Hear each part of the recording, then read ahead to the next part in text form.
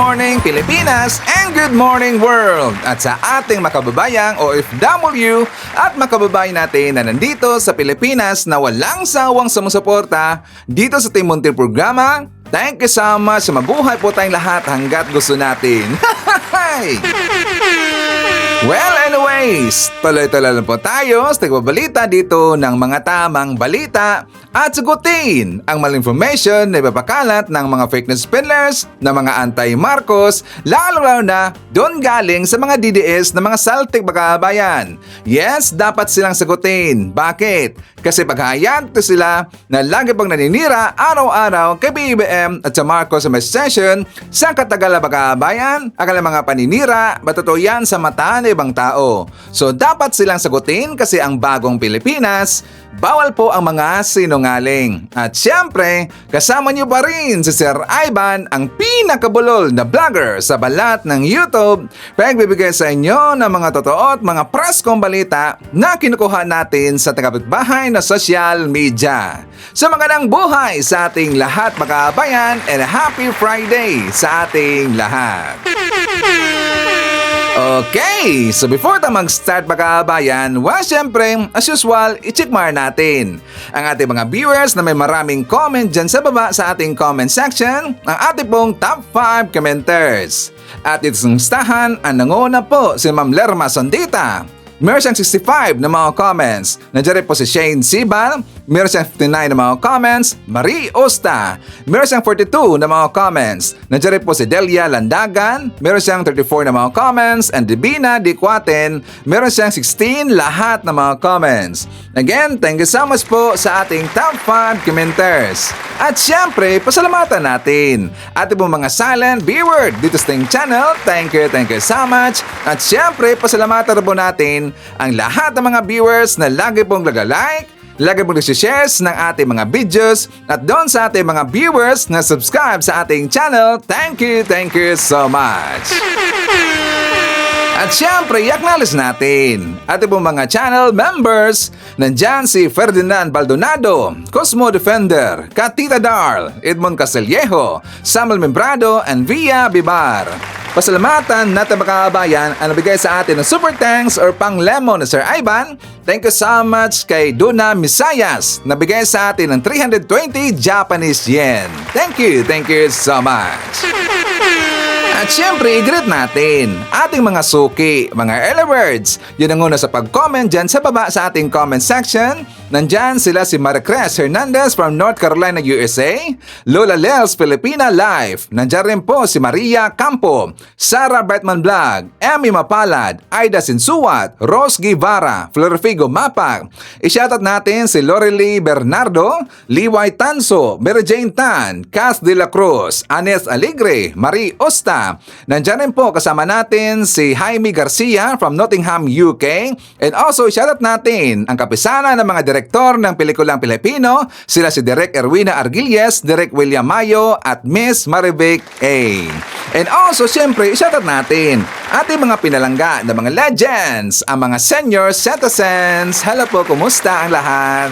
And also, i-greet natin ang advance happy birthday si Rosas Aunso. She is already 71 years old mga kabayan. So, ang kanyang birthday ay bukas. So, gin-greet lang po ni si Ivan para hindi po makalimutan. So, bukas po ang kanyang birthday, Saturday. Again, happy birthday kay Rosas Aunso. And also, happy birthday kay Frances Josh De Castro, ang apo ni Rowena Salvatierra. Happy birthday! Okay, so kumusta ang lahat mga kabayan? How are you today? Well, kahapon mga kabayan, meron kong pinost doon sa ating Facebook account na kung saan maraming nagulat. Ano Sir Ivan? Ito tungkol po sa ating mga kasamahan po ng mga Marcos supporter, mga pro-admin vlogger, basta sumusuporta ngayon sa administration ni PBBM. Kasi may nakita ko mga kabayan. May nakita kasi ako na pinost na ito'y video na merong sumisigaw na BBM.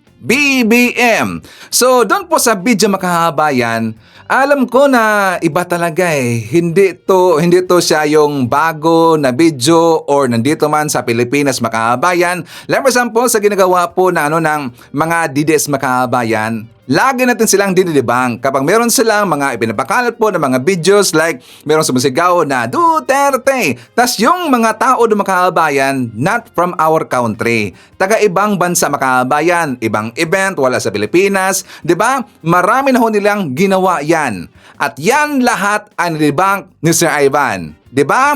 Kung sino man dito yung lagi pong nakasubaybay sa ating channel, 'di ba? Once na tayo po yung madidibang, meron talagang ebidensya mga kababayan. Talagang organized 'yan. Kasi nga ipinapakita ko kung paano ko 'yan nadibang mga kababayan. 'Di ba sa mga viewers natin dito, lagi silang nadidibang kay Sir Ivan. Ngayon, meron kasi nag-post mga kababayan. So sabi ko doon sa ating sa Facebook account, ito yung post si Sir Ivan. Sabi ko, marami kasi nag-message sa akin mga kababayan, mga Marcos supporter. Tinanong nila si Sir Ivan kung sino daw 'yan. Pero siyempre hindi ko ni-reveal. Basta nag-post ng mga kababayan para po siyempre respect sa kanya. I am very sure na ang kanyang ginawa mga kababayan, ito po ay pagsuporta po kay PBBM. Ito po kasi ay pagsuporta sa Marcos admin na kung saan marami naman kasing mga DDS ngayon na umatake sa Marcos admin, umatake kay PBBM, ipinapahiya nila si PBBM. Like for example mga kababayan, di ba yung latest na merong pinuntahan si PBBM na isang lugar na di ba pakaway-kaway si PBBM at saka wala daw masyadong kumaway sa kanya mga kababayan or nag-response or wala daw sumigaw na BBM na ganun na ang doon sa video na ipinakalat ng mga DDS, binaliwala lang daw itong si PBBM. I am very sure na nakita na po yung pakalat na fake news na yon na mga DDS mga kababayan. So December po yon. So ang post ko doon sa ating Facebook account mga kababayan, sabi ko, paalala lang sa kapwa ko pro-admin vlogger, sana wag tayong gumaya doon sa mga DDSets na mahilig mapopost na mga piki video na may audio na sumisigaw ng Duterte. Pero ibang lahi or ibang lugar ang ginagamit na video, hayaan natin sila. Sabi ko, may nakita kasi ako sumisigaw ng BBM pero hindi ko na tinuloy mga kababayan. So you know what I mean. So sabi ko, ayaw ko lang na may magagamit sila yung mga DDS makabayan na ipang-debunk laban sa atin. Sabi ko, it's a good thing na kukunti lang sa kanila, mga DDS makabayan, ang matatalino sa kanila, ang matatalino sa ganyan. Yung marunong mandibang makabayan. May napansin ba tayo ng mga DDS na marunong dumibang na gandun makabayan? Siguro nakita natin, 'di ba sila si SAS. Si SAS lang ang nakita ko makabayan. Yung nakadibang siya nung taga-tourism makabayan, yung kanilang advertisement, di ba yun po yung nadibang po ni SAS? Kasi nga gumamit po yung taga-tourism na hindi sa atin na tourist spots makabayan sa ibang lugar. So yun po ay nadibang ni SAS. And the rest, wala makabayan, di ba? Kaya nga lagi silang napapakalat po ng mga fake news na ganyan, mga video na ganyan, kasi nga hinahayaan na po ng mga DDS kasi hindi nila alam kung saang lugar yung makabayan. Pero yan po ay madidibang na mga pro-admin vlogger. At yan ay hindi makakalusot kay Sir Ivan.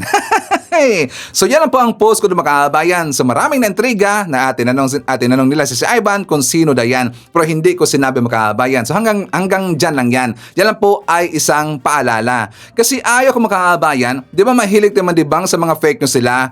Ang problema kasi dyan, kapag hayaan natin, may magagamit kasi dito yung mga DDS laban sa atin mga kababayan. Sabihin nila, o tingnan nyo, napapakalat kayo ng fake news. Nalaman namin na itong lugar na to ay doon na lugar na ito. 'Di ba? Magagamit nila makabayan. So yan po ang ating iiwasan, okay? I hope you understand. So anyways, speaking of fake news makabayan, ito naman, dibang na naman po tayo. Sir Ivan talaga. Tinik sa lalamunan eh. May nakita kasi ako. Ito ay nirepost ni Maui makabayan, ni Maui Spencer, 'di ba? Yung yung nandun po sa ibang lugar makabayan. Kasi nga nagtatago ngayon kasi natakot na siya ay papatawag doon sa TRICOM. 'Di ba? Itong si Maui Spencer or Princess Maui.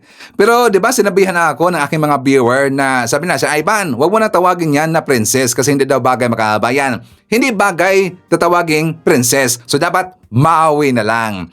Ang nag-post niya makabayan, ang pangalan ng Facebook page ay Sara All Philippines. Sara All Philippines makabayan. Ibig sabihin, ito yung fan page po ni Sara. So alam rin po ito ni Sara makabayan. Kasi alam na alam po na mga ni Sara Duterte or ng Team Duterte ang mga Facebook pages nila. Alam nila yan makabayan. So ngayon, hinayanan nila na napakalat ng fake news. So dahil hindi pumikto yung kanilang ibang mga paninira mga kababayan, so nag-isip sila kung ano ang bago nilang ipapanira mga kababayan. Doon na lang po sila umatake sa bigas. 'Di ba? Alam mo natin ang proyekto po ng ating gobyerno, yung kadiwa ng Pangulo mga kababayan, 'di ba nag-expand na po 'yan? At saka marami talaga po mga good news ang nangyayari dito sa kadiwa ng Pangulo mga kababayan. Nakikita ho yan ng mga DDS na marami ngayong natutuwa ng mga Pilipino, mga kababayan natin, kasi nga nakakabili na sila ng mga bigas na yung mura mga kababayan, na much affordable kaysa dyan sa market natin, di ba? Sinisiraan nila mga kababayan. Napakalat ng fake news tong gunggong neto na merong bigas na meron pong rice weevil mga kababayan. 'Di ba? Kilala natin kung ano po yung rice weevil. Yung parang beetle na maliit makabayan. At saka dyan natin nakikita po sa bigas kapag medyo luma na yung bigas makabayan. Ang tawag pala niyan ay rice weevils. Doon ko lang yan nalaman sa Google makabayan. So ito ba Google? Giggle. Google. Google nga pala. Kinukorek lagi si Ivan eh. At yung mga viewers makabayan, kinukorek lagi si Ivan. Sir Ivan, ganito ang pag-pronounce yan. Giggle, Google pala yan. Google. Okay? So, yung picture na makabayan, tatandaan natin. Siyempre, hindi nila maluloko si Sir Ivan. Kasi, klarong-klaro makabayan. Sabi ko, bakit clear to? Sobrang clear makabayan. So, ito yung nakakaduda. So, tinignan kagad yan ni Sir Ivan kasi nga, dito sa post nga pala, sa caption ng Sara All Philippines, murang bigas kasama na ang ulam sa bagoong Pilipinas na makabayan. At yan po nilagyan po ng caption ni Spencer ni Maui, wow, ang sarap ng bigas sa bagong Pilipinas ni Bongbong Marcos Jr. Tapos merong thumbs down makabayan. So, gincheck na si Ivan and we found out na itong picture na to, abay nandyan lang po sa Google makabayan. Diba? Hindi nila maluloko tayo. Diyan ay makikita natin sa Google, sa visual matches, o diba parehang-pariha yung picture makabayan. Gonggong talaga eh. Parihang-pariha yung picture.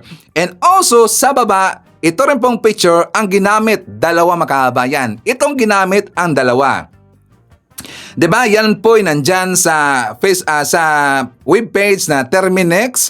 Ang isa ay nandyan po sa IPM Images makabayan. So yan po ay rice weevil. O 'di ba? Maninira man lang kayo, dapat yung mahirap tukuyin ang inyong ginagamit na mga imahe, na mga image. Kasi nga matitino po yung mga pro-admin vlogger, mga Marcos supporter, matatalino po. Hindi nyo na maluloko kami.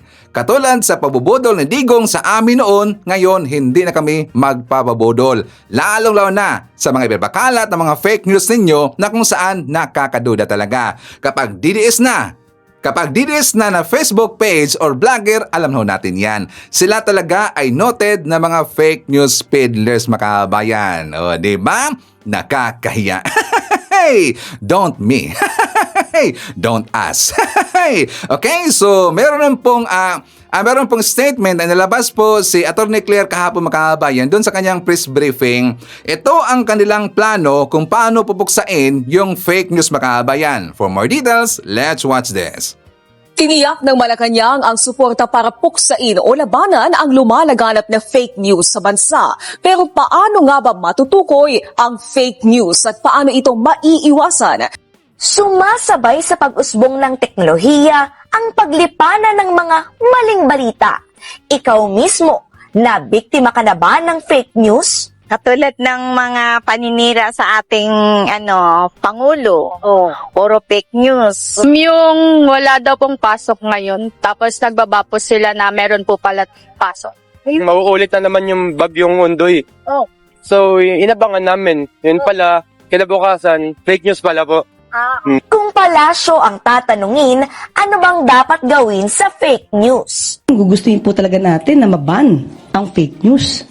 And personally, when I was one of the resource persons dito sa TRICOM, I even suggested for a registration of all content creators to avoid this kind of fake news.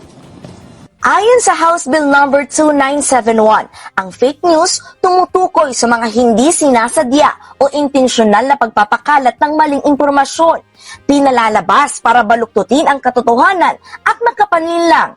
Sa ilalim ng panukalang batas, ipinasasama ang fake news bilang isang content-related offense at ipinadaragdag sa Cybercrime Prevention Act.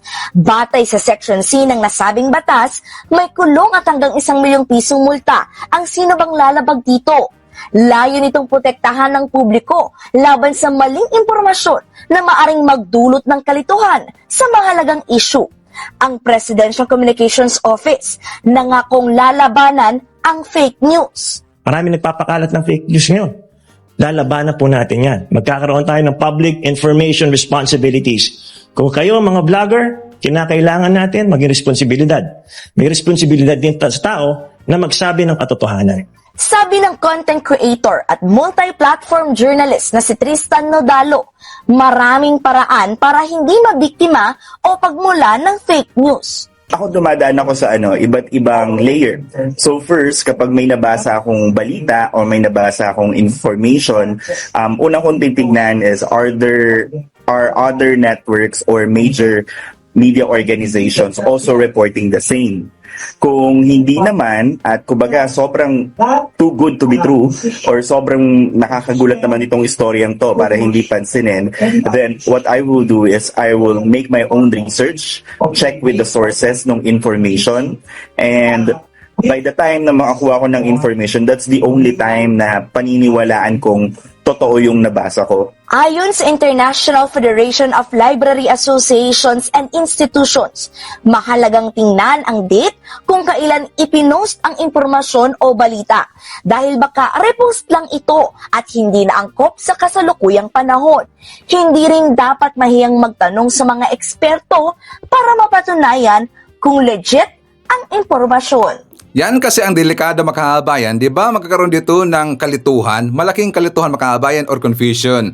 Na for example, doon sa interview, di ba meron silang na misinform sila mga kababayan or na mislead sila. So yan kasi ang epekto kapag merong mga fake news mga kababayan. Ako, pabor na pabor ako. Doon sa mungkahi ni Atty. Claire mga kababayan, ito'y gin-brought up niya, idea na sana daw amindahan po yung batas natin na kapag merong mapapakalat ng fake news, dapat papatawan na makulong at saka pagbabayaran po ng 1 million pesos mga kababayan. Okay yan, para po mapuksa yung fake news mga kababayan. Dapat ikulong eh. Speaking of fake news, naalala nyo ba yung balita mga kababayan na which is very viral yan? Diba meron pong isang estudyante, isang foreign student, isang Chinese student mga kababayan, diba kinidnap? That is how many days ago mga kababayan dun sa Taguig. At saka yun ay kinidnap, isang Chinese, marami kasing napapakalat po ng fake news mga kababayan. Ang dami talaga eh, dito lang sa YouTube, lalo na sa Facebook mga kababayan. 'Di ba according sa balita at sa nakita po natin po sa sa mga mainstream media mga kababayan, pinutulan ng daliri 'di ba yung bata kasi nga hindi nagbigay ng ng pabuya yung kanyang pamilya mga kababayan. 'Yun po ang sa balita. Pero siya po ay na-rescue mga kababayan. Ang problema kasi dito, yung mga fake news peddlers, yung mga nagpapakal po ng maling impormasyon mga kababayan. Ito po ay tungkol po doon sa ransom na nabigay daw yung pamilya ng ransom mga kababayan at lalong-lalo na konektado daw si PBM Efelisa dito sa kidnapping issue mga kababayan. Diba? Papansinin natin yung mga DDS vlogger magunggong talaga eh. Ikinokonek nila sa sa first couple makahabayan yung pagkakakidnap ng isang bata na isang Chinese. Kasi daw, according po ng mga DDS, di ba meron pong alitan ngayon yung China at saka yung Pilipinas makahabayan. Kung bakit daw kinidnap yun dahil daw nagalit ang Pilipinas sa taga-China makahabayan. Di ba yan po'y delikado? Napakadelikado ho niya na ganyan na klaseng balita. And also, yun ang pong itong si Hitad makabayan, di ba palagi siya napapakalpo na ito daw si Felisa ay napakidnap daw ng bata makabayan na nandun po sa ibang lugar. Yan ay laging ginagamit ni Hitad hanggang ngayon na paninira niya dito kay Efelisa makabayan. Kasi nga alam mo natin, gunggong yan itong si Hitad. So ngayon, may plano. May plano po ang PNP na kakasuhan yung mga vlogger na napapakalat po ng fake news makabayan. For more details, let's watch this. Handa na ng Philippine National Police ang kaso laban sa mga natukoy na nasa likod umano ng fake news tungkol sa nakidnap na bata sa Taguig City. malisyoso po ito na halatang halata na gusto lamang siraan ng pamahalaan tungkol sa pagpapalabas ng fake news.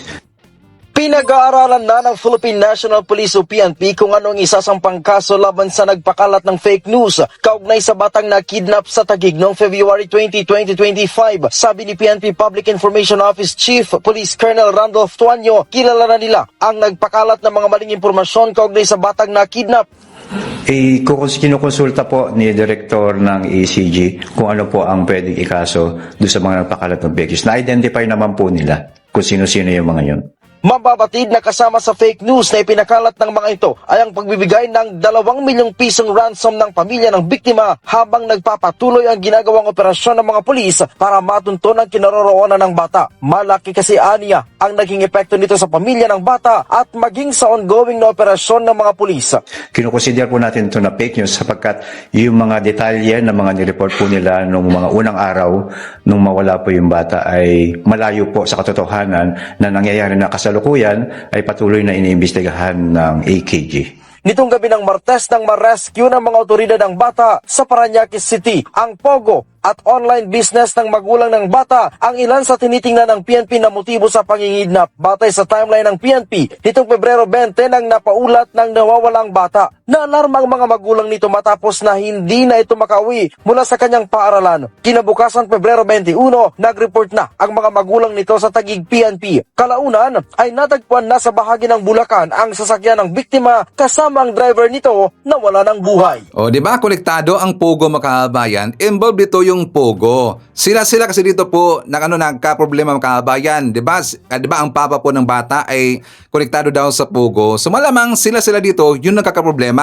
Mga Pogo versus Pogo, makabayan. Baka yun ang nangyari. Baka lang ha. Baka yun ang nangyari, makabayan. O ngayon, baka meron naman pong DDS na iiyak, makabayan, kasi napapakalat ng fake news. Basta fake news peddlers, DDS yan. Okay, so anyways, makahabahan ko, for tayo sa ibang balita. Ibabagita ko muna sa inyo. Ito pong pagsagot ni Atty. Claire doon sa sinabi ni Sara Duterte na kung saan saltik yata, makahabayan. Saltik na saltik talaga eh. Sino bang nakita sa ipinakalat po ng mga DDS vlogger? Diba nandun po si Sara Duterte the other day sa Cebu City, makahabayan. During po sa kanyang paglibot-libot, kasi siya ay nangampanya, makahabayan. Siya ay nangampanya. Si Sara Duterte. Isipin nyo, almost 500,000 ang kanyang sweldo, makahabayan. Sinesuldahan natin itong si Sara Duterte para lang mangampanya, makahabayan. Nandun siya sa Cebu City kasi ikinampanya niya ang kanyang slate. Sinuportahan niya yung PDP laban, makahabayan. Okay, so doon sa kanyang speech, tong gonggong na to, sinabihan niya kasi, in-encourage niya yung taong bayan, yung mga nakita sa kanya, yung nakinig sa kanya, na okay lang daw ang magalit sa gobyerno natin, makabayan. Di ba yan pong sinabi niya? Sabi rin po dito sa balita, sabi dito, grateful BP Sara to Cebuanos, you have the right daw. You have right to show anger to government. Okay? So ipapakita ko muna sa inyo ang sagot dyan ni Atty. Claire na kung saan butata, makahabayan. Nadamay rin po dito itong si Digong. For more details, let's watch this. Morning, ma'am. Morning. May we just get your reaction on the recent pronouncement of Vice President Sara Duterte that in an indignation rally in Cebu, she said na may karapatan ng mga Pilipino na magalit sa gobyerno, ma'am? Unang-una, nakakalungkot po na mula sa pangalawang pinakamataas na leader ng bansa ay mukha pang nag-i-encourage siya sa mga tao na magalit sa gobyerno. Nung nalaman po ito ng Pangulo ay wala po siyang naging reaksyon dito dahil hindi nga po ito dapat nanggagaling sa pangalawang pinakamataas na leader ng bansa. Ang tanong lamang po, nung panahon ba ng kanyang ama, nagsabi rin po ba siya na maaari po kayo magalit? Lalong-lalo na po nung ang kanyang ama ay nabansagan at nabigyan po at kinilala bilang most corrupt. Noong 2016 ay runner-up lamang ang Pangulo.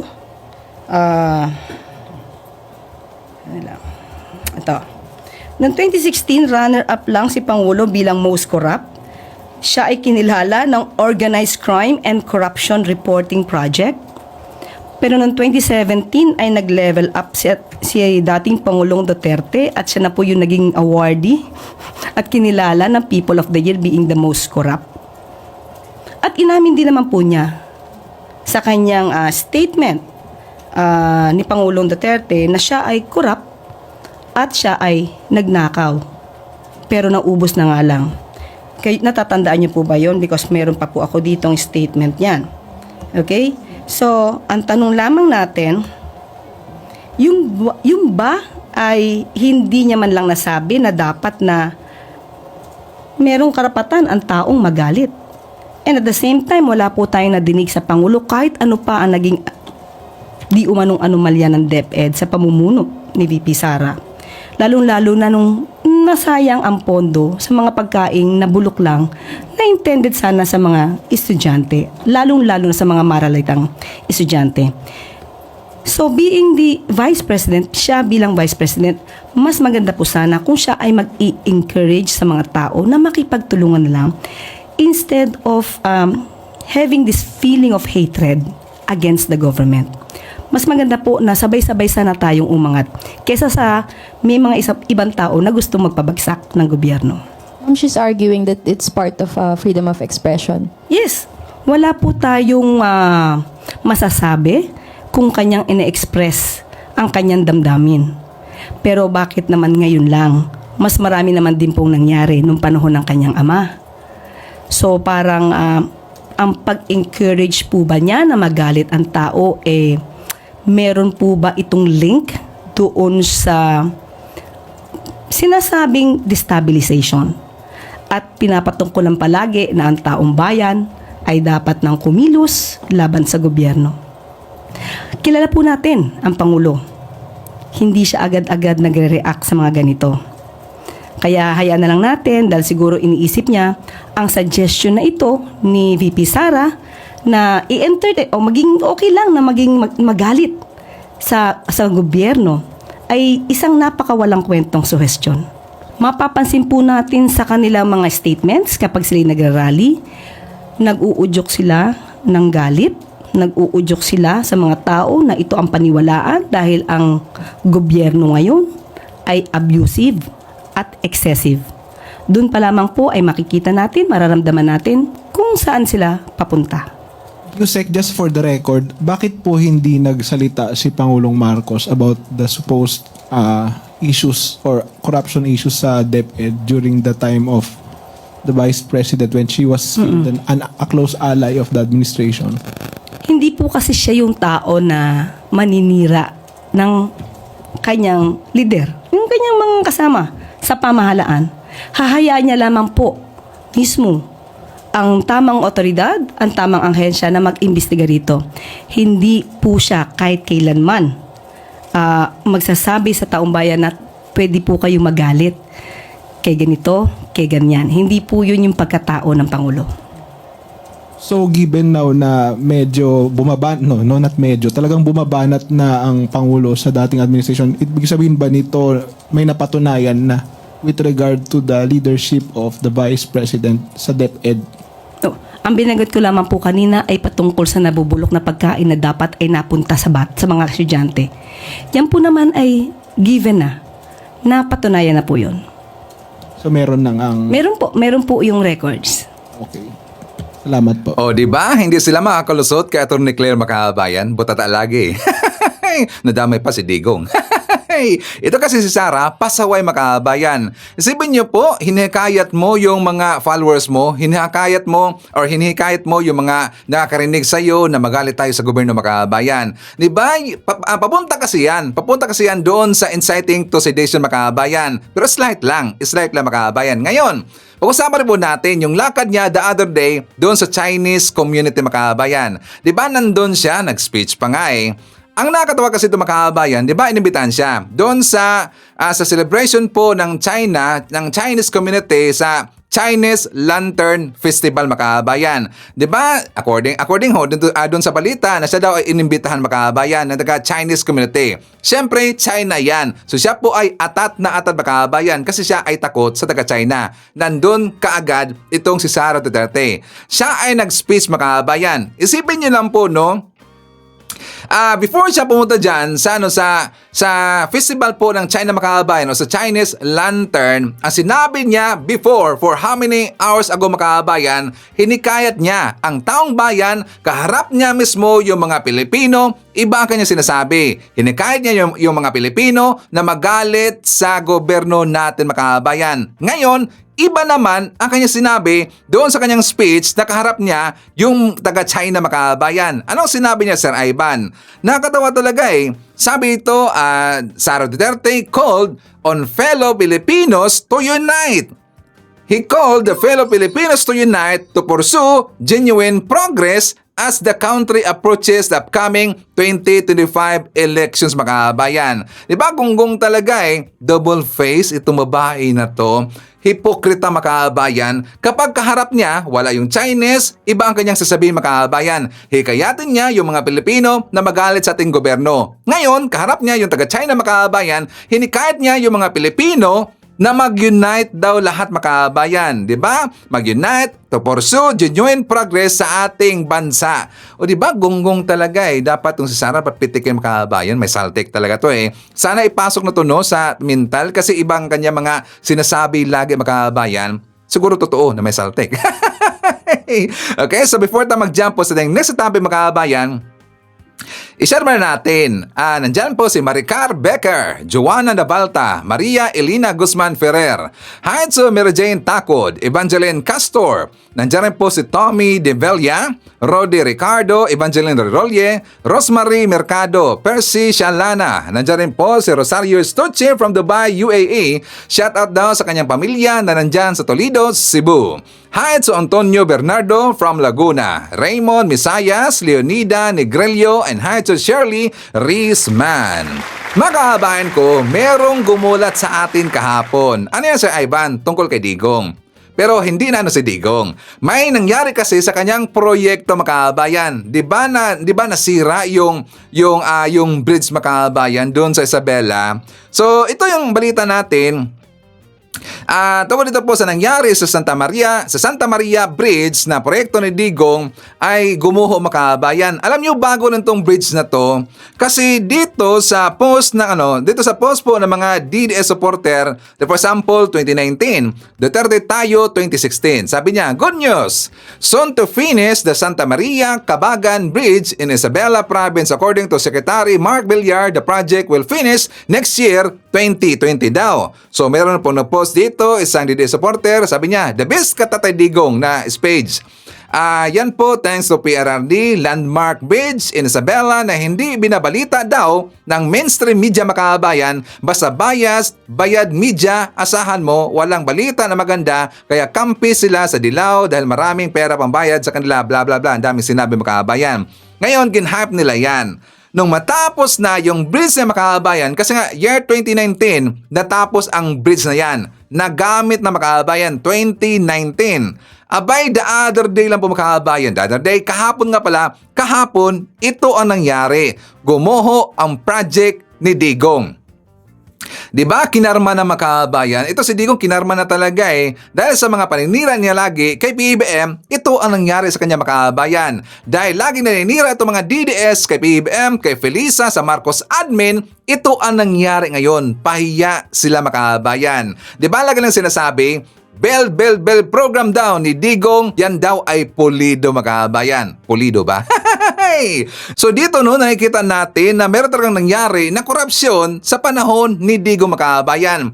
Nagiging substandard ang project ni Digong. Nagiging substandard kasi nga merong corruption makabayan. Kasi kapag yan ay pulido at saka full force talaga ang paggawa niyan, lahat ng budget doon talaga nakatapak makabayan, hindi yan mangyayari. Diba? Correct ba siya, Ivan? Tapos tuwang-tuwa pa sila makabayan. Tingnan nyo, sabi dito sa Metro Manila Subway Update, ito pala ang bumagsak na 639 million pesos Cabagan Santa Maria Bridge. 639 million pesos yan makabayan. Sinimulang tayo ang proyekto noong 2017 na pinunduhan na mahigit 639 million pesos bilang alternatibo na umiiral umiiral na Kabagan Santa Maria Overflow Bridge na hindi naman madaanan oras na umapaw ang Cagayan River, mga kabayan. So yan nga, meron ang portion sa bridge na yan ang nag-collapse. Ayon sa balita, yan po ay kahapon, mga kabayan. Ano na, si Digong kinarma na.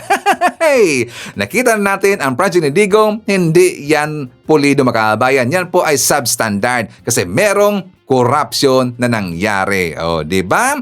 Okay, so ipapakita ko po sa inyo, mga kabayan. Kasi kahapon, di ba alam mo natin na meron pong viral video na scandal daw itong si Atty. Claire, mga kabayan. Di ba yan po ipinakalat ng DDS. Ngayon, yan rin po isa sa itinanong ng mga reporter during po kahapon sa kanyang press briefing, mga kabayan. Dito sinagot na ni Atty. Claire tungkol sa issue na yan. For more details, let's watch this. Alam natin, ma'am, na maraming fake news. Kasi, ma'am, may fake news po ba yung kumakalat na video nyo regarding dun sa umano'y pagwawala nyo sa Maganda yan. Maganda yan. Oh, hindi na to salita ng palasyo at ng Pangulo. Ako na to. Okay. If given a chance to do that again, I will. Why? Because I did that for justice. Maybe yung nakikita yung video, that's 2015. Oh.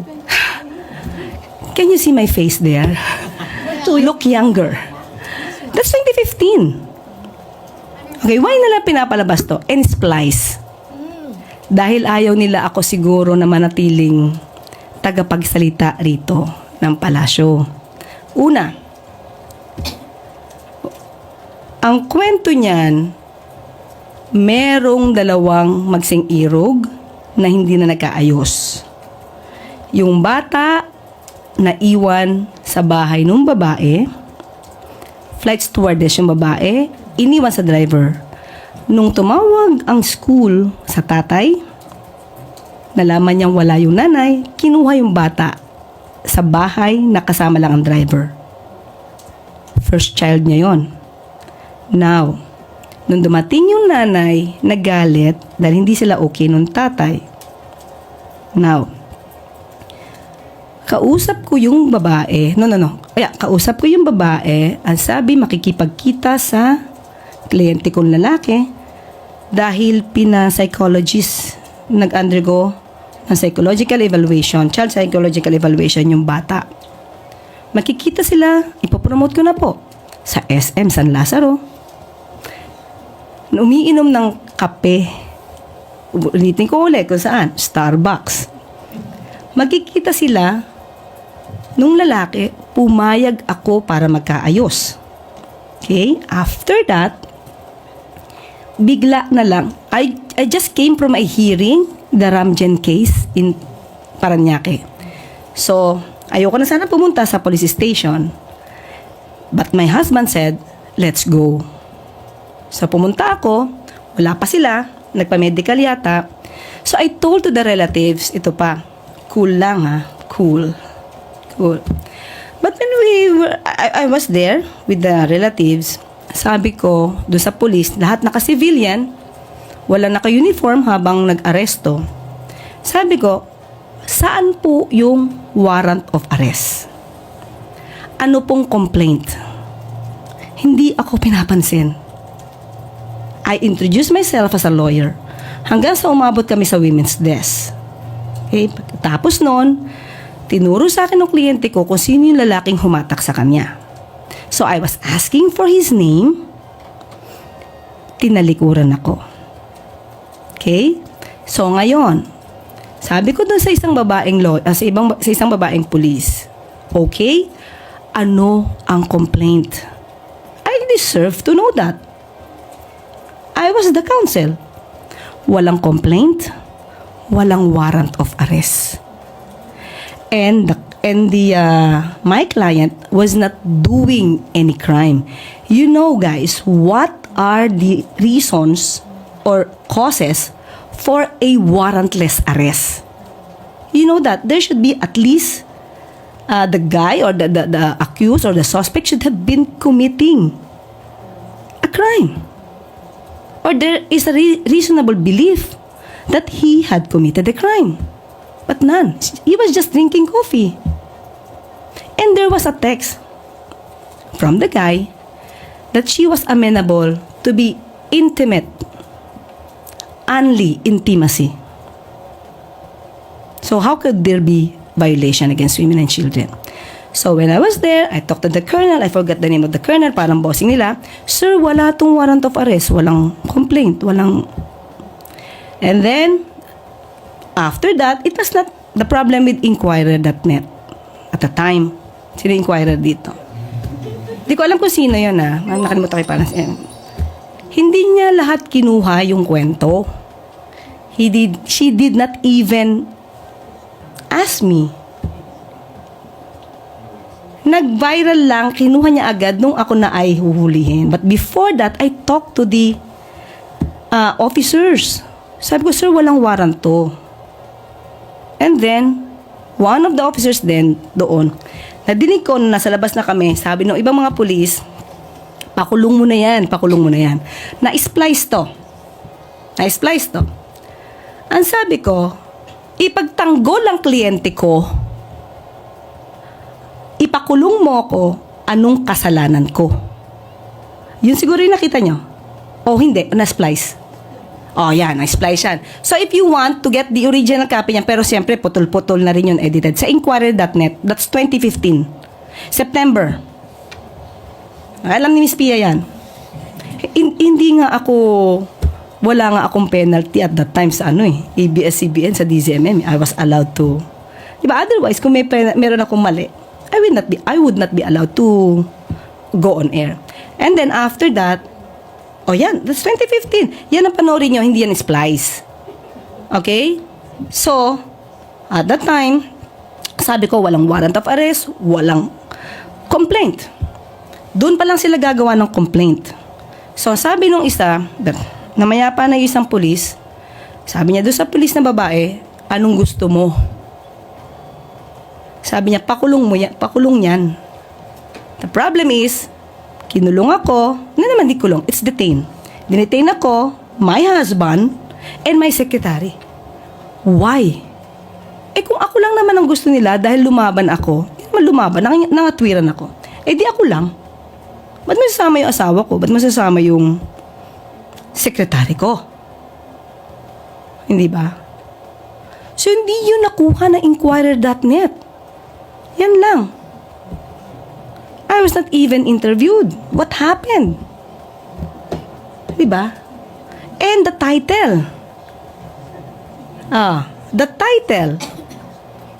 So, umpisa pa lang yan, yung comment pa lang yan, marami nang nag-bash doon sa gumawa ng title. Okay, again, hindi yun iskandalo. That's a fact. It's a fact. So, if you will be my client and you will experience the same, I will do it again and again and again for justice. Nung nandiyan ako, na-detain ako, sabi ko, okay lang. Parang si Jose Rizal. Hero lang ang dating. So, pampalubag ng loob kasi nandiyan ako di ba? Yan lang po, yan lang. So, wag po kayo maniwala doon sa mga na-splice na video. Kasi yan, that's the truth. Okay? Ma'am? Yes, ma'am. Yes. Another one. Parang haba ng kwento ko doon Ma'am, yung regarding dito, napapaulat na di umano'y kapatid mo si Franz Castro. And then, is this a fake news? At meron daw, this is a part of the demolition job against you. Against me? Yes. Demolition job yung tape na to? Yung video na to? No. Lahat ng lumalabas. Oh, definitely. You can assess that. They want me out. The soonest. Diba? And about Congressman Franz Castro, if ever na naging kamag-anak ko siya, I will be proud. The problem is hindi So, pa di ba si Fidel Castro ng Cuba, kamag-anak ko? Well, I have a brother. Yung tatay ko, pinangalanan siyang Fidel A. Castro. Pero yung taga-Cuba, hindi ko tatay yun. Diba? So lahat ba ng Castro dito, kamag-anak ko? But if they will acknowledge me as their relative, eh di okay lang. Diba? Wala namang masama. Okay, speaking of demolition dyan mga kababayan, at saka gusto talaga ng mga DDS na siya ay ipapatanggal sa gobyerno or gusto na ipapatanggal ng PBM kasi accordingly po yan sa post ni Tio Moreno mga kababayan. Di ba pinost yan ni Tio Moreno? Sabi nga dito na sabi niya, remove her now or face irreparable damage na mga kababayan. So sabi dito, gin-tag niya si PBM, sabi niya, Bongbong Marcos should remove Atty. Claire Castro as soon as possible as she is only adding to the already damaged reputation of his administration. Diba? Yan ang kanilang tingin dito sa pagkakatalaga kay Atty. Claire Macabayan. Sabi dito, she is only adding to the already damaged reputation of his administration. Pero iba ang tingin ko dyan. Maganda talaga ang pagkatalaga ni Atty. Claire dyan sa PCO Makabayan or sa government ni PBM kasi nga siya dito ay isang puzzle Makabayan. Parang kulang na puzzle to eh. Matagal na ho kaming nananawagan sa PCO, matagal na ho kaming nananawagan kay PBM na sana meron siyang spokesperson sa makabayan na babanat rin po dito sa mga ibabakalat na fake news ng kabilang kampo. Matagal ho namin yang request kay PBM at sa PCO makabayan. And it's a good thing for how many days ago, ito na nga.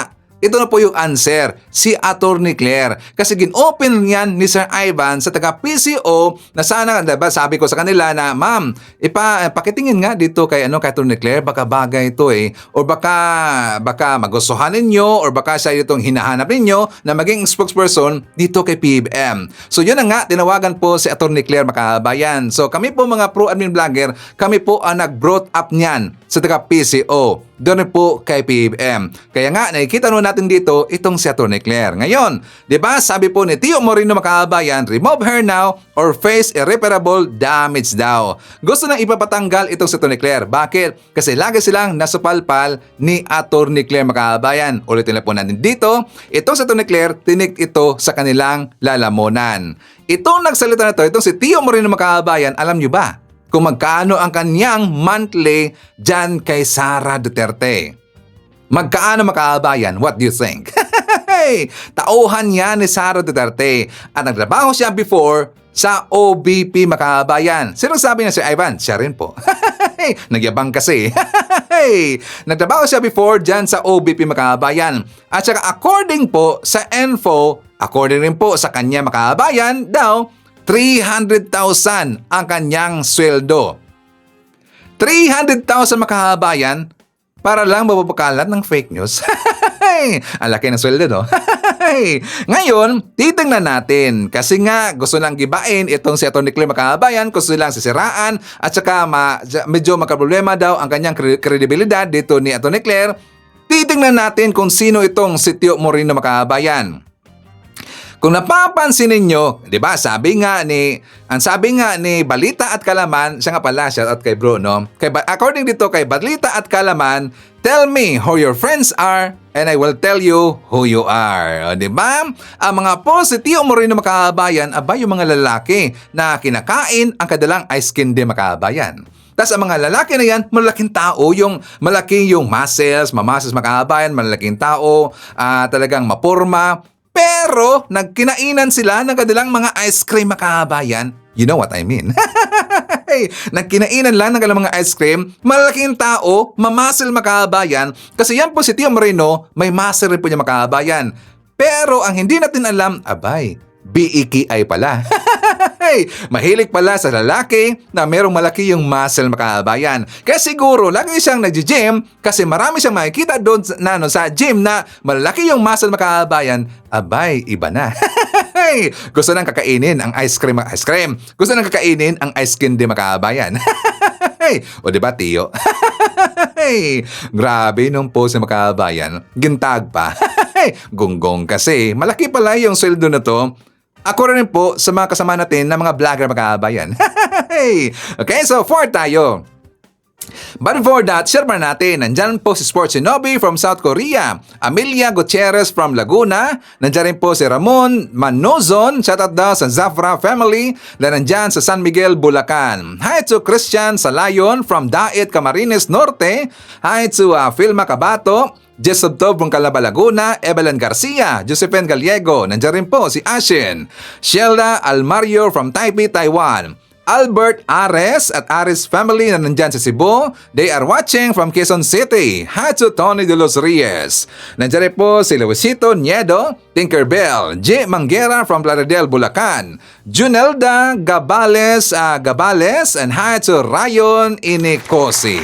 Okay, mga kababayan ko, siyempre ipapakita natin dito yung good news para alam na mga DDS, alam na mga fake news spreaders na nandito sa ating channel para malaman nila ang lakad ni PBBM, kung ano na yung mga projects ni PBBM at kung ano yung mga inisyatibong ginagawa ng ating gobyerno, makabayan. For more details, let's watch this. Ilang bahagi pa rin ang pagpupugay sa ating mga kababayang lolo at lola, daan-daang senior citizens sa Cebu nakatanggap ng cash gift mula sa pamahalaan sa ilalim ng Expanded Centenarians Act of 2024. Ngiti ang isinalubong ng centenarian na si Nanay Epifania nang pumasok sa gymnasium sa bayan ng Tuburan sa lalawigan ng Cebu. Suot ang magandang bestida, halatang pinaghandaan niya ang espesyal na araw na ito. At kahit umabot na ang edad sa 100, maliksi at masaya siyang sumagot sa mga tanong. Ang sikreto niya sa mahabang buhay, walking is life. Gusto ko akong apoy, di ko palakton. Humana ko pamaw, taon na ko, lakaw na ko. Magunsa-mansag ka? Lakaw din sa kwan. Misag asal ako, ato ko sa mga paryente. Gusto ko lagi na ako mga apo lagi. May payo naman si Nanay Epifania sa mga kabataan. Biyae ninyo ang inom, biyae ang sigarilyo, kaon lang sa kaon natural, dili kayo ka-open na karne. Kabilang si Nanay sa daang-daang mga senior citizen na nakatanggap ng cash gift sa bisa ng RA 11982, Expanded Centenarian Act. Bilang pagpupugay sa mga senior citizen at matulungan sila sa kanilang pamumuhay. Ikinatuwa naman ng alkalde ng bayan ng Tuburan dahil may nasa mahigit 30 senior citizens ang nakatanggap ng cash gift. Ayon sa National Commission of Senior Citizens Region 7, ipinahahabol na nila ang iba pang mga benepisyaryo na kulang pa sa requirements. Samantala, nagbabala naman ang kinatawan ng mga senior citizens sa Kongreso sa mga establishmentong patuloy na hindi nagbibigay ng diskwento. Kung hindi pa sila tutupad, kasi batas ito eh. Itong diskwento na ito na 12% VAT exemption and 20% senior citizens discount, batas ito. So, hindi pwedeng hindi sila sumunod. So, sa lahat, pinatawag namin at sinabihan namin, kung hindi kayo tutupad dito, makuklose kayo. Dadayuhin ang trabaho sa bagong Pilipinas Job Fair ang iba pang mga probinsya bilang bahagi ng pagbibigay ng oportunidad sa mga Pilipino. Lalo na ang mga natulungan ng Pantawid Pamilyang Pilipino Program. At ayon kay 4P Social Marketing Division Chief Marie Grace Ponce, kabilang sa mga lugar na nakaschedule ng puntahan ay ang Pampanga, Bulacan at Abra. Inayos na din ang iba pang mga lugar para matiyak na maabot pa ng ahensya lahat ng 4P's beneficiaries. Paliwanag pa ni Ponce, ang naturang job fair ay bahagi pa rin ng mga pagsisikap na mabigyan na mas maayos sa pamumuhay ang mga pamilyang graduate sa 4Ps sa pamamagitan ng pagbubukas ng mga oportunidad. Umasa naman na DSWD na sa pamamagitan nito ay mas maraming 4Ps beneficiaries matutulungan ng pamaraan na makatayo sa kanilang sariling mga paa. Ramdam na rin sa ilang lalawigan at ilang syudad ang mababang presyo ng bigas. Bilang pagtugon sa National Food Security Emergency ng bansa, sinimulan na ng lokal na pamahalaan ng San Juan City ang pagbebenta ng NFA rice sa kanilang kadiwa stalls. Ngayong araw nga, halos maubos na ang unang 1,000 sako ng bigas at 500 plastic ng tigli 5 kilo ng kanilang binibenta. Si Mary Jane nga, tila kinikilig pa dahil siya ang nakabili ng huling plastic ng 5 kilong bigas. Kasi po dalawa po kami, nakita ko, sabi ko ako na lang bibili po. Kasi wala pa talaga akong bigas ngayon po eh. So, sakto. Opo, sakto po. Katulad ni Mary Jane, natutuwa rin si Tatay Paulino Dahil ngayong kapos na kapos sila sa budget, masasandalan niya ang murang bigas ng pamahalaan. Malaking tulong yan. Biro nyo magkano sa merkadong nabibili? 60. Samantalang ang per kilo dito, 33 lang. Ang laking bagay nun. Dahil sa malaking demand, magdaragdag pa ng NFA rice ang San Juan LGU. Magre-refill pa po. May parating pa po tayo mga 5 kilos na repack na po. Kaugnay naman ng mababang presyo sa bigas, ramdam na ito sa Kalasyaw, Pangasinan kung saan mas mababa na sa 2 piso ang kada kilo nito. Ang well-milled rice sa kanila, 45 pesos per kilo na lamang, habang 52 pesos naman sa premium rice. Ayon sa naging pahayag ng Samahang Industriya ng Agrikultura, Chairman Rosendo So, bumaba kasi ang presyo sa farm gate price ng palay na nasa 17 pesos per kilo na lamang. Dahil dito, may ilang mga magsasaka na nagnanais munang itago ang kanilang mga ani. Ngunit nangangako naman ang Department of Agriculture na bibigyan sila ng nararapat na presyo kung sa kanila na lamang ibebenta ang mga bigas. Kinilala ni Pangulong Ferdinand R. Marcos Jr. ang malaking ambag ng Asian Development Bank sa pagpapalago ng ekonomiya ng Pilipinas. Samantala, malugod na tinanggap ng Pangulo sa Malacanang ang mga bagong kinatawa ng iba't ibang bansa. Napagtibay pa ng Pilipinas at ng Asian Development Bank ang ugnayan sa pagpapaunlad ng ekonomiya. Kasunod ito ng pagkikipagpulong ni Pangulong Ferdinand R. Marcos Jr. sa bagong pinuno ng ADB na si Masato Kanda na nag-courtesy call sa Malacanang. Itinuturing ni Pangulong Marcos na isa sa pinakamahalagang partner ng Pilipinas ang ADB. Ang ADB ay isang regional institution na nag-aabot ng pinansyal at teknikal na tulong sa mga bansa sa Asia at Pasipiko. Layo nitong mapabuti ang ekonomiya, infrastruktura at kalidad ng buhay. Katuwang ng Pilipinas ang ADB sa mga programa at inisyatiba na magpapabuti sa kapakanan ng mga Pilipino. Kabilang ang paggawa ng MRT Line 4 na sinasabing magpapaluwag ng trapiko sa Metro Manila, Bataan-Cavite Interlink Bridge na magpapadali sa transportasyon mula Central Luzon patungo ng Calabarzon. Walang Gutom Project na bahagi ng food stamp program na target bigyan ng sapat at disenteng pagkain ang pinakamahirap na Pilipino. Kasama rin ang Climate Change Mitigation and Adaptation Project na tutugon sa climate change. Inaasahang tatatag pa ang relasyon ng Pilipinas sa pagitan ng Slovenia at Palestine sa magkahiwalay na seremonya sa Malacanang. Tinanggap ni Pangulong Marcos ang ambassador-designate ng dalawang bansa. Kapwa nagkasundo ang Pilipinas at Slovenia sa pagsulong ng international law. Kapayapaan at kasaganahan naman ang itataguyod ng Pilipinas at Palestine. Mas palalalimin pa ng Pilipinas ang bilateral relations sa pagitan ng Sweden at Egypt. Sa magkahiwalay na pagpupulong ni Pangulong Marcos sa ambassador-designate ng dalawang bansa, napagtibay ang pananaw ng Pilipinas at Sweden sa malayang paglalayag at respeto sa karapatang pantao. Nangako naman ng Pilipinas at Egypt na palalakasin pa ang bilateral relations para mapalago ang pamumuhunan at kalakalan ng dalawang bansa. Pinasinayaan ni Pangulong Ferdinand R. Marcos Jr. ang ikatlong bahagi ng Pasig Bigyang Buhay Muli o PBBM project. Alas 5:30 ng hapon kanina nang dumating ang Pangulo sa Pasig River sa may bahagi ng Intramuros. Kasunod nito ay naglakad at naglibot mismo ang Pangulo sa 3 tampok na atraksyon sa Phase 3 ng PBBM project. Kabilang dito ang pinagandang Plaza Mexico, Maestranza Wall at Fort Santiago River Walk na may kabuang habang 600 metro. Sinamahan siya ni Housing Secretary Jerry Acuzar na namumuno sa Interagency Council for the Pasig River Urban Development Project. Of course, the driving force actually behind all of this, and thank God for that. Look at this is beautiful.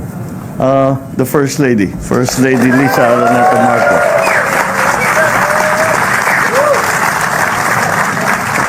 My fellow workers in government, distinguished guests, ladies and gentlemen, I suppose we can call it a good evening to all of you.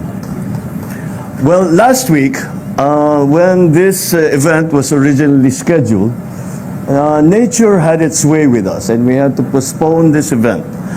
Nature reminded us once more who is truly in charge. But nature has also taught us that patience and perseverance is rewarded. So here we are, a week later, more than ready to unveil Phase 3 of the Pasig River Urban Development Project. This river has served Manila as a lifeblood long before our generation was conceived. It has played the role in our nation's history in terms of commerce, in terms of transportation, a source of food and water. If one will read Noli Me Tangere and El Filibusterismo, Jose Rizal depicted the Pasig River that was vibrant, full of life. And the remaining photographs that we see from the earlier times show that the river was full of life, full of activity. Many, many people, many, many boats doing all kinds of, conducting their business. And it was all done on the river. Because in its waters we see reflections of our dreams and our history. And at times, we have to admit our share of neglect. But we are changing that. When we began this journey last year, I promised the First Lady and I would be fully supportive of the Pasig Bigyang Buhay Muli project. Ladies and gentlemen, that's why we are here today, to launch Phase 3 of this project, staying true to our mission of reviving the Pasig River. We have efficiently added 2,000 square meters of open space by closing the road that once divided Plaza Mexico. This will create a safer, more beautiful and expansive area for public events, for gatherings, for leisurely walks. More than a development project, it symbolizes unity, honoring our past while embracing progress. As we move to Maestranza, we will introduce an esplanade featuring a gallery walk that showcases local art and historical narratives. The esplanade will also include dedicated bike lanes and walkways, ensuring safety and accessibility to everyone. Our journey extends to Fort Santiago, where we will unveil the moat view, offering a new perspective of this historic fortress. At night, the monumental lighting will illuminate the ancient walls, highlighting the beauty and significance of our heritage, creating a stunning visual experience. With the opening of this new phase, we have created a pedestrian-friendly heritage corridor. One can jog, walk, or bike from Intramuros to Manila Central Post Office, across the historic and beautiful Jones Bridge, into the equally historic and cultural Binondo area. And I think it serves, Ambassador, perhaps, I am sure you know, but I think it is deserving of repeating to remind everyone that the Chinatown in Manila is the oldest Chinatown in the entire world.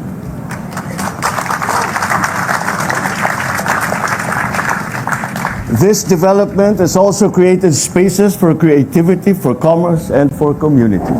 Following the opening of phases 1 and 2 last year, people have set up various shops along the esplanade to cater to students, to couples, to tourists, to friends and families who have come to enjoy the beauty of Pasig River.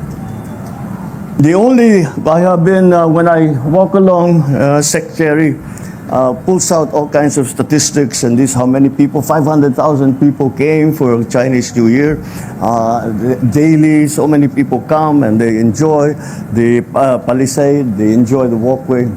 The only statistic that I've been looking for that no one can tell me, how many people have proposed in the walkway and have become betrothed or have eventually gotten married. Balitang balita na ang dami talagang nagpo-propose dahil napaka-romantic daw ng venue. I was happy to and a little surprised to know that the Esplanade has become an instant hit among Gen Zs and some Gen Alphas who use it as a backdrop for IG stories and for TikTok. Of course, hindi magpapahuli kami mga millennial. Nakapost na ito sa Facebook namin. Si Secretary Acusa naman ay magsesend ng postcard para ma-share ang ganda ng Pasig River Esplanade. Now with the launching of Phase 3 of Pasig River Urban Development Project, I am certain more stories and core memories will be witnessed by this place. I am thrilled to see the social and economic development of a fully revitalized Pasig River and what it will mean for Metro Manila once again. Our mission is simple, but it is difficult. To bring back the river to its pristine state, make it a vibrant waterway once again for life, for culture, and for mobility. This milestone would not have been possible without the hard work and dedication of the Interagency Council for the Pasig River Urban Development, led by the DSUD and with its members, the MMDA and the Department of Tourism, with the Intramuros administration, the City of Manila, of course, and of course, our very important private sector allies and partners. May you continue your initiatives to expedite the development of the other segments of this project. Make our vision for Pasig River a reality. The First Lady, Lisa, and I are keeping an eye on the progress of this vital project. I am certain that her interest in history and culture has enriched this initiative, ensuring that Pasig River becomes integral to our collective identity. Mga kababayan, sa pagbabalik natin ng sigla at buhay sa Ilog Pasig, hindi lang tayo makakapag-post ng Instagrammable na photo. Mapapaalagaan din natin ang ating kasaysayan, ang ating kalikasan, ang ating kinabukasan. Sa gitna ng pagbabago ay ang bagong Pilipino na may disiplina, may kahusayan, may pagmamahal sa bayan. Patuloy ninyo akong samahan sa landasin na ito. Langhapin natin ang sariwang hangin at masdan ang mga sinag ng ilaw sa tubig.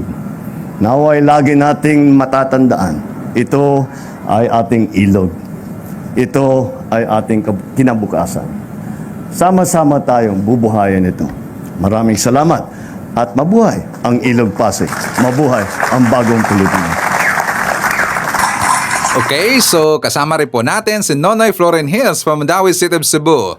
Hi to Summer August, Jimmy Piowan, Trinidad Lozano.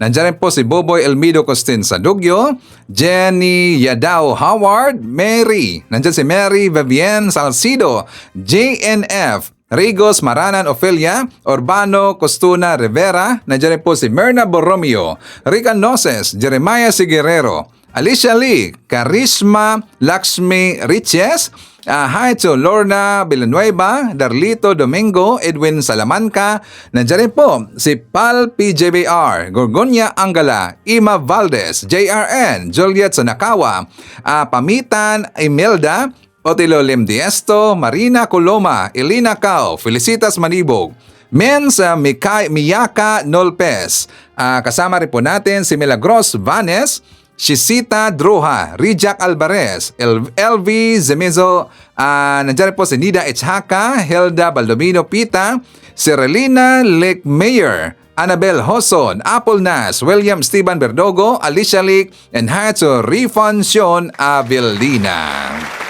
Okay, so mga kababayan ko, yan natin manakalap ng mga balita ngayong araw. Kung nakaabot ka po sa portion na to, sana nakapag-like na ho tayo. Libre po ang mag-share, libre din ang mag-subscribe. Again, maraming salamat sa mga viewers na hindi nag-skip ng ating mga commercials. Thank you so much. At before natin tatapusin ang ating programa ngayong araw, sana sabayan nyo si Sir Ivan para sa ating live messaging prayer. Panginoon, nagpapasalamat kami sa iyo dahil sa biyaya ng buhay at pag-iral sa umagang ito. Maraming salamat dahil di mo kami pinabayaan sa nakalipas na buong magdamag. Dalangin namin sa iyo na tulungan mo kaming magkaroon ng pusong mapagpakumbaba at mapagpasalamat sa maraming biyaya mo para sa amin. Akayin mo kami sa maayos at payapang buhay sa buong araw na ito. Ingatan at pangalagaan mo kaming sa aming buhay, paglalakbay, lalo na yaong higit na nangangailangan. Ang lahat ng ito ay aming sama-samang panalangin sa pangalan ng ating Panginoong Jesucristo. Amen. So maraming salamat mga kababayan, and I hope to see you again on my next video.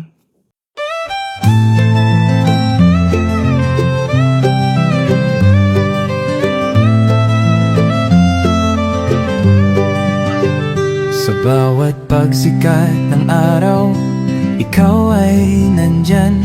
Tinig mong matatag, sa amin ay gabay. Pag-asa ng bayan, pangakong totoo. BBM, isa kang totoong tao. Sa mahirap at api, ika'y sumusuporta. Tapat mong paglilingkod, lahat kami nakakita sa iyong pamumuno. Bayan ay umaangat, bagong Pilipinas, pangarap ay tapat.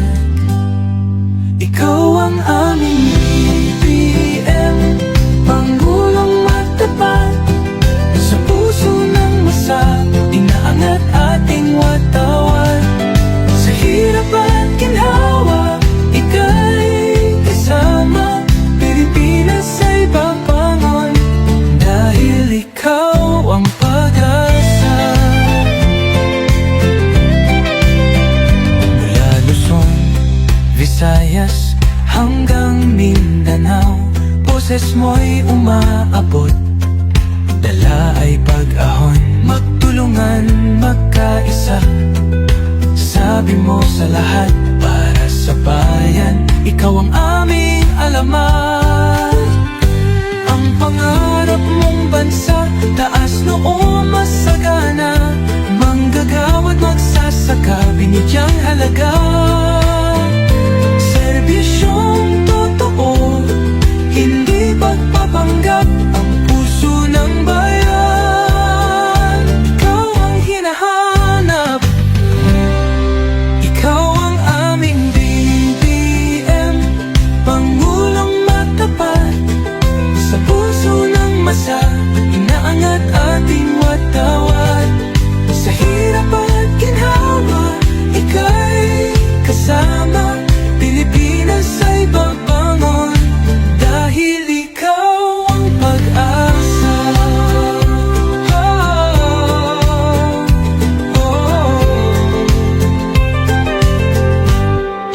Ikaw ang aming BBM, Pangulong matapat. Sa puso ng masa, inaangat ating watawat.